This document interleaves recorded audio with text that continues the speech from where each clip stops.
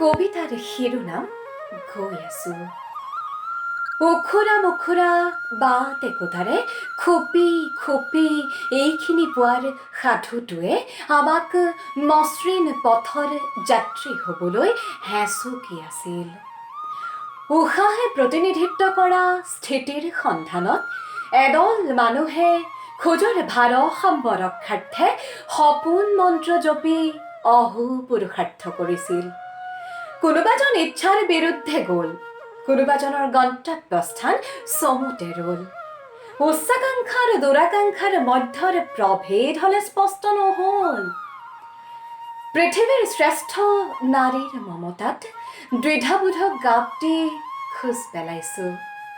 শিয়াৰীৰ কাণ কটা বীৰজনৰ সাহত মনিব নোৱাৰা এন্ধাৰকো গাই ৰাধিছো। পোহৰ চমকুৱা বন্তিকেইগছিৰ শক্তিতে আশাবাদৰ পানীয় চুহি ধূসৰিত ভৱিষ্যতৰ দিশে গৈ আছো।